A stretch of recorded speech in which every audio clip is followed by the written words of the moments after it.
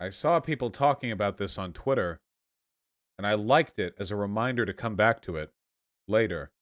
You know? It's like my little archive here. And here I am, having come back to it now, after not playing Subnautica Below Zero. Holy S word. Monetize me more, YouTube. You cannot reform this. So I'm guessing this is like a cop drive cam video? That's probably, yeah, let's see. July 2020, Nicole Harper was driving home on the I-67 and is alleged to have been clocked for speeding by Senior Corporal Rodney Dunn, who claims that she fled. But in the video, we see an obvious decrease in speed as Harper pulls into the right lane and activates her turn signal. Okay, yeah, this is clearly not speeding away. This is I'm on a freeway and I'm just waiting for the next chance I can get to pull off the freeway. She claims it was to indicate she was going to exit the interstate. Yeah, that's what happens. When most highways don't have like a wide enough side lane to pull over on. This doesn't look comfortably wide enough, but yeah, you wait for the next exit, you get off on the exit, and then the next like street that you can pull onto. Yeah, this is the law, okay? As the area had a reduced shoulder, regardless of Harper's that's it, a reduced shoulder. It's not wide enough here to pull safely over. actions and indications that she would stop. Corporal Dunn initiates a pit maneuver. Oh no. What?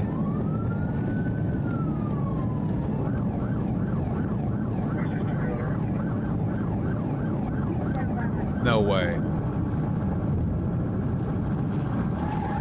No way! Okay, did they hit the inside wall?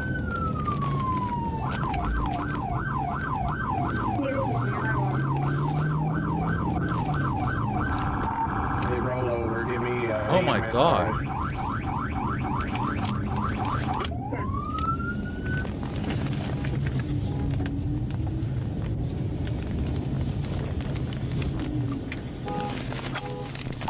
Got the number 3 lane shut down. Is she okay? Are they alive? It was a pregnant woman? She's alive and suing them? Oh, thank God. She's alive and there's no miscarriage? Well, hopefully there's no damage. You don't always know right away. What am I supposed to say? Wait, what commentary am I supposed to add to this exactly?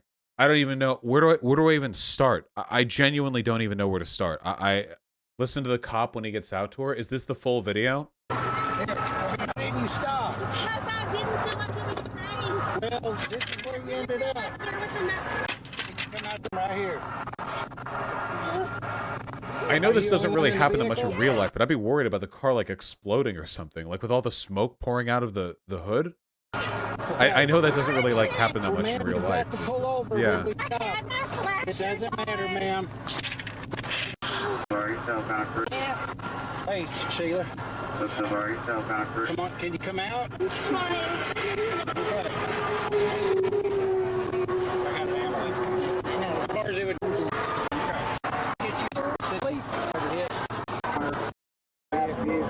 We've got Hunter straight on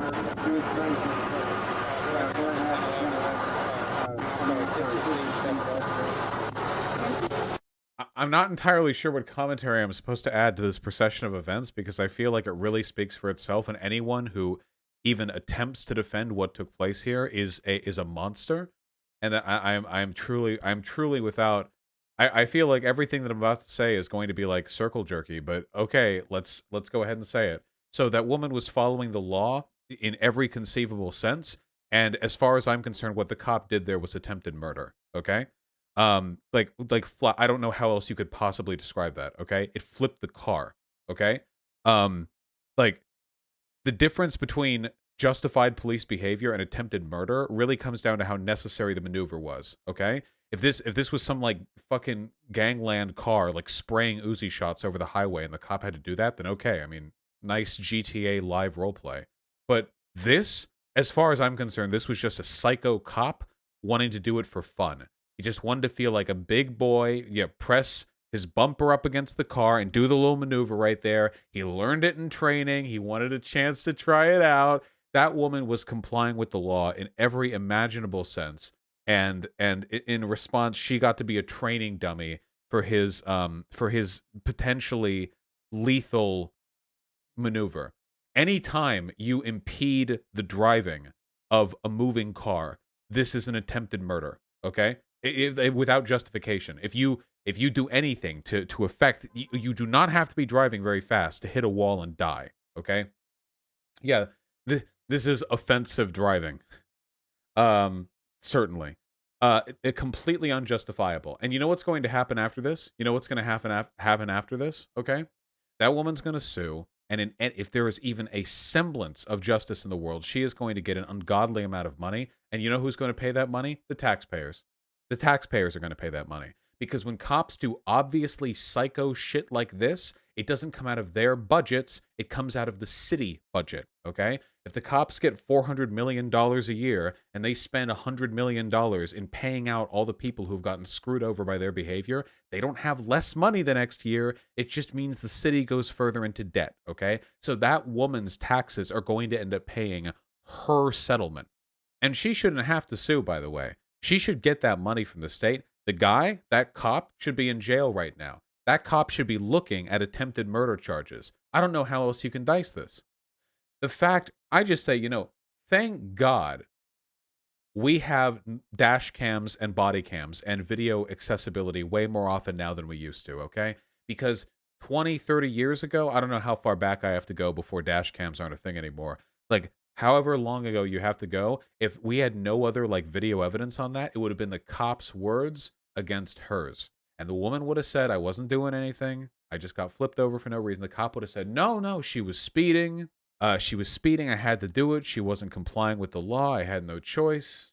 And I bet you that if he had said that, they could have gotten internal affairs on that scene, and they could have said, hey, this doesn't line up. There were no skid marks on the ground where she crashed. She couldn't have been going 90 miles an hour.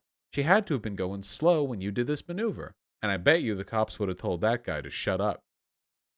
Very often when cops are flagrantly lying, they discourage investigators from providing information that makes it evident how bad the cop has behaved. And the whole cycle feeds into itself. Cops work with the district attorneys all the time. The DA is always hesitant to bring charges against cops because if you're a DA and you bring a charge against a cop, the cops aren't going to like you. They're not going to be as nice to you with bringing evidence, with working with you. They're your coworkers. So the DAs, they do not like to charge cops. So this guy can do his little LARPy John Wick attempted murder on a pregnant woman for literally no goddamn reason. And we get nothing. And this is a system some people will defend, by the way. Yeah, a reminder, Mobile Justice. That's an application for your phone, free from the ACLU. What it does is it live streams your video feed from your phone. It live streams it to your local ACLU chapter. You ever get pulled over by a cop? If you've watched my streams recently, you know the job, okay? You shut up, all right? Cops ask for your info, your name, your address. You provide that. You're legally obligated to provide that. You give them your license. They ask you, what speed do you think you were going at? Where are you heading to today? Can I take a look at the car? You say, zilch. You say, am I being detained or am I free to go? Depending on what the answer you get to that one is, you're either detained or you're free to go. If you're free to go, then say, thank you, officer. I'll go on with my day now. And the whole time you're having this interaction, you have Mobile Justice on your phone. You're holding it, or better, you have it propped against the dashboard or somewhere here because you don't want to have stuff in your hands when you're talking to cops. They get really jittery. You have it right over there. You have it recording the interaction. It live streams this interaction to the local ACLU chapter, meaning that even if the cop gets your phone, even if the cop breaks your phone, there's nothing in there to delete. It's already being uploaded. There's nothing they can do. Okay? There's nothing they can do. It's a good app and you should use it. It also gives you tips on how to deal with cops. Dash cams are a good investment too. Yeah, there's always something you can do to defend yourself against police tyranny. We live in a burgeoning police state, and while it is not our responsibility to manage the tyranny of the police on our own, it certainly helps us live longer and happier lives to keep it in mind. So keep that in mind.